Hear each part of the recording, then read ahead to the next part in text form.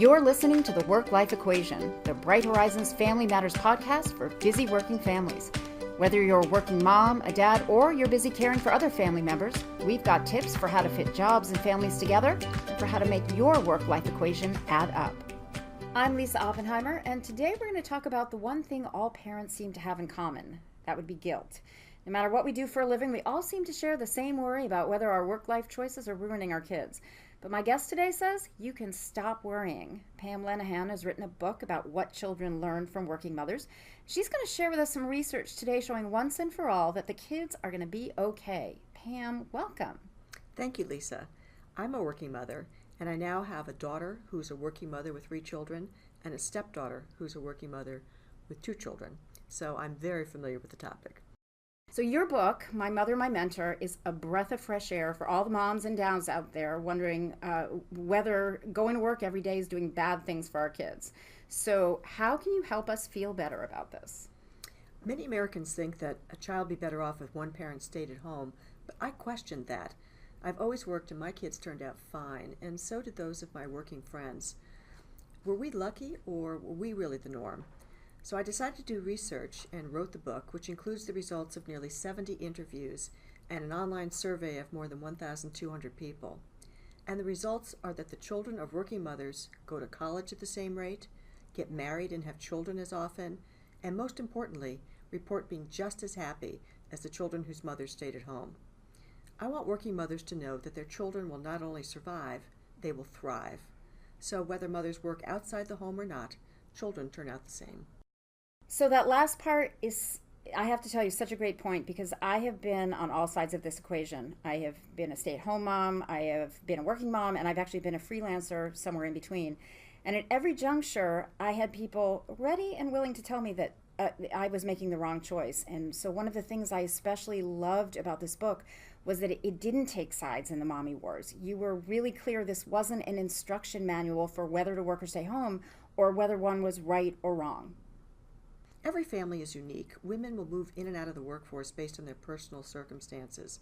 We need to remember that all mothers are working mothers. Some of us just get paid for working outside the home. So, all right, let's go to the research. What would be the first thing you would want women to know? Don't feel guilty about working. Today, more than 70% of women with children under the age of 18 are in the workforce. In today's economy, you often need 2 incomes to live in a community with good schools. Parents want extra money so their children can participate in sports, take music lessons, travel. College is expensive, and parents need to save so children don't have school loans. Women also work because they love what they do, and this is a great example for their children. In many ways, we work for our children as much as ourselves.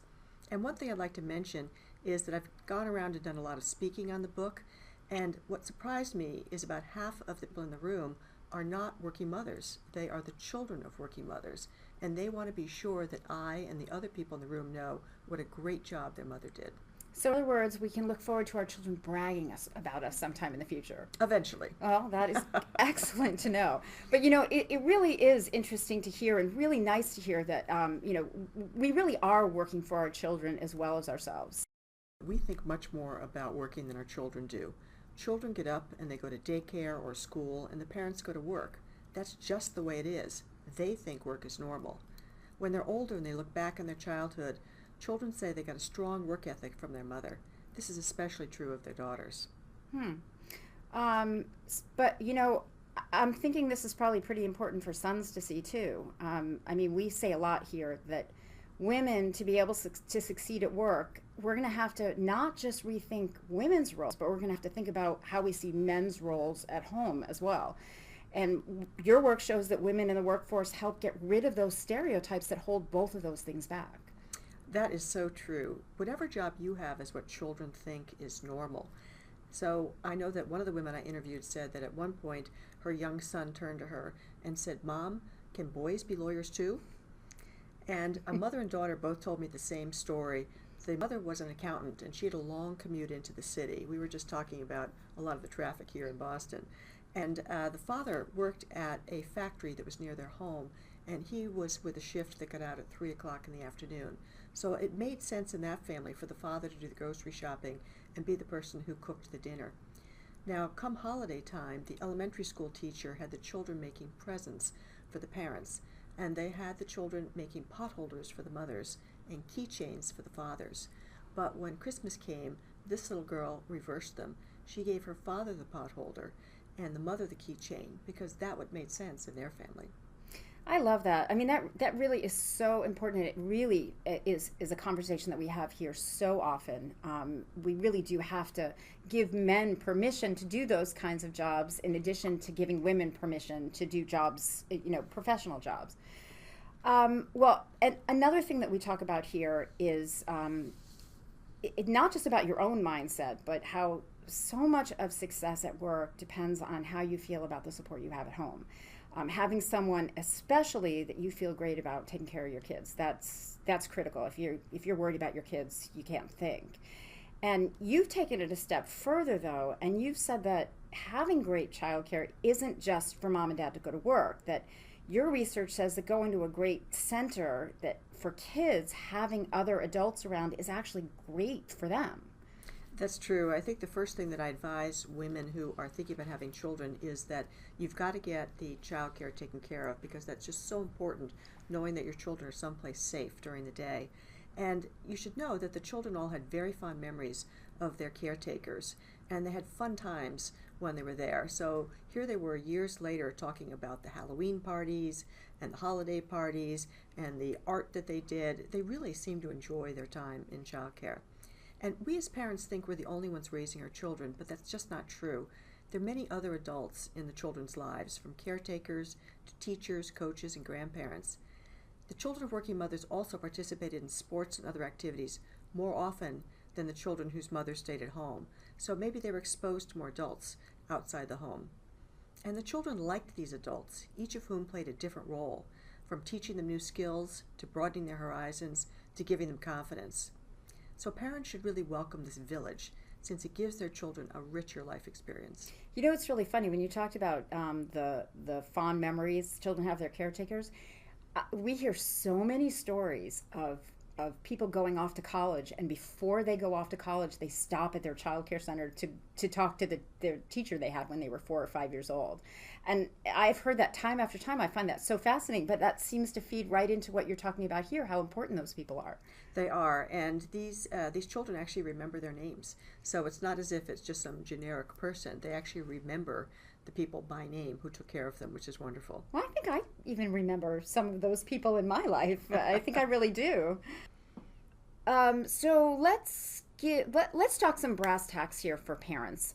What kind of strategies can you share with mothers and fathers about how to manage it all and make this big puzzle come together? Children love having time with their parents. It's about the attention and the focus on them. When asked about their favorite regular family activity, family meals was mentioned twice as often as the next choice. But it doesn't have to be every night, and it doesn't even have to be dinner. For some families, it was Sunday dinner. For others, breakfast was the time to gather and talk about the day. It's about the conversation, not the food. When asked about favorite special family activities, vacation was the top choice. Kids especially like going away because the family was all together and experiencing new things. Even if you decide to stay home, take the children to a park or museum. Don't use your vacation time to clean out the garage or paint the guest room. Your children want you to take all of your vacation days and focus on them. Even everyday activities count as family time for a child. When asked about special memories, many children mention grocery shopping. They remember sitting in the cart, getting pushed up and down the aisles and talking to their mother. I used to take my own daughter shopping with me and take boxes and cans off the shelves and explain what was in them. To this day, she swears she learned how to read in the grocery store. She's probably an ace with ingredients. That's probably a relief to a lot of parents. I know that a lot of us feel guilt about, so many of us are just trained to think that family time has to involve classical training or classical music or foreign language instruction or something, really highbrow to be meaningful. And it sounds like what you're saying is that everyday activities that you really focus on your kids are great. It really is just the time.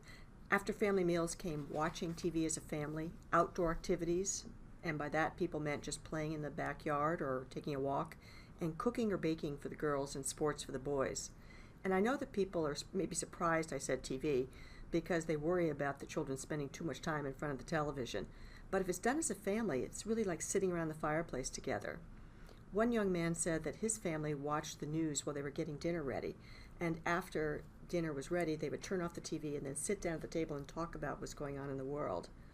Another mother talked about how on either a Friday or Saturday night, she would line their den with blankets and pillows, and she would pop popcorn, and they would pick out a movie, and they would all watch a family movie together, and she would call these her nests. I love that. When my kids growing up, we had a couple of shows that were our special family time, and the really nice thing about it is it took no convincing to get them to join us. It was purely voluntary, and so many of our inside family jokes can be traced back to those days that we would share around the TV. So it's so nice to hear that TV is not a bad thing. One other thing I found really interesting, and we talked about this a little bit earlier, is that working mothers have this great future benefit in that they help kids later on. So when kids have grown up and they're going into the workforce, they are an incredible resource from working mothers are an incredible resource. Can you talk a little bit about that? Yes, it was interesting that even when both parents worked, it was the mother that grown children found more useful in the work world. I expected mothers helping with the resume and the interview clothes, but what the children wanted to talk about was their mother helping them find the right career for themselves. One son said that his mother understood what he was good at, what jobs were available, and what he should focus on. She couldn't tell him what to do, but what he should be thinking about. A daughter said her mother helped her find her voice and tell potential employers who she was and why she was a good fit. Many of the grown children said they continue to talk to their mothers about their careers. I know that both of my kids call me on their way home from work, and so my daughter takes a train, and when she gets off that train, I take that phone call no matter where I am, because that 9 minutes is the time I get to talk to her during the day. And even if we're in a different industry than our children, they respect the mother's perspective, and the mother continues to act as a sounding board. We don't know what jobs our kids will eventually have, but if we can teach them good people skills, we've given them something that will last them a lifetime. I know some listeners out there have little children, and they wonder how this applies to them. But it just reminded me what one mother said when she didn't realize that being a mother was a lifetime job. Yeah, no, I think that's a really good point. I love that. I have the same experience with my kids. They call me when they're coming home from work, and that was sort of a rule growing up too. One of my hard, fast rules is if my kids wanted to talk to me, whatever I was doing, I stopped doing it. If they had something to tell me, it was important for me to pay attention to them. So for people who are in the heat of this right now, who are really trying to figure this all out, what kind of advice do you have? I don't like the phrase work-life balance because it implies that everything should be equal. In reality, there are days when you need to put more time and energy into your family and days when your career needs more attention. Work life isn't a balance, it's a puzzle, and the pieces are different sizes every day. So every family is going to decide how that puzzle fits together, and I heard some great ideas from some of the people I spoke with. One couple split dinner duty by week. One week she planned the dinner, and the next week he did, and you couldn't complain about it. It was up to the person who was making the decision. It didn't matter whether the person in charge cooked, used leftovers, or did takeout. What was important is just one person had to take charge. Many parents split up the driving activities depending upon their interests. In one family, the father became the hockey dad and the mother was the ballet mom. And I know that sounds very sexist. I should add that there are other families where it was the mother who had played ice hockey and she was the one who took the kids to their skating lessons. But for everyone, there was this benefit that their children had great talks with them while they were driving in the car. And even if you're transporting other kids, maybe sometimes you just want to sit down and listen, because whatever they're saying to their friends is what's important to them. Another mother had a deal with some stay-at-home mothers. The working mother did all the weekend driving, including taking the children to special activities like movies and plays, because she was very musically inclined, and the stay-at-home mothers covered her during the week. So I think what we have to realize is there's no perfect way to do everything, and you just can't be so hard on yourself. I tell people, don't compare yourself to Martha Stewart. She has a staff. That is such a good point. We are so hard on ourselves, aren't we? We are. Oh, we really got to get over that. And back to your point about the car, I learned so much about my kids just by driving. Yes. That was the best time. I know. There are times when you feel like you're more of a chauffeur than a mother, but those are good years too. Yeah, no, really, and you share music together, and no, the car, I actually loved being in the car with them. I still do. So Any final thoughts? What can we leave people with? Well, I want working mothers to remember that they teach their children wonderful life skills. The first is independence. Working mothers know that they're not always going to be there, so they teach their children how to make decisions on their own. The second is resilience. Working mothers bring their work challenges home and talk about how they overcame them. These mothers know that their children will face many problems in their lifetime, and they need to teach children how to solve their own problems. Third is confidence. Mothers work hard to give children confidence, and the children of working mothers say they do. One daughter said, "She taught me to be comfortable who I am, to be confident." Fourth is strong work ethic. Working mothers lead by example. As one daughter said, "Her biggest influence on me has been my work ethic. I see her work hard and see the time and effort she puts into her job and her family. If she can do it, I can do it." And the fifth are people skills. Working mothers teach their children very explicitly how to treat people and what behavior is acceptable. As one son said, "She didn't preach it to us, she just demonstrated it every day." So let's remember the strong role model working mothers provide their children. My conclusion was that mothers are doing a great job raising their children. Well, that's great to hear. And it sounds like if mothers are contented with their lives, they're going to raise contented children too. That is true.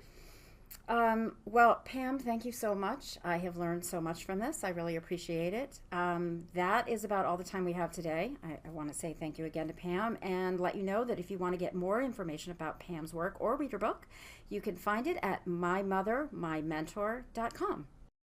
If you like what you heard today, get more of our podcast by subscribing.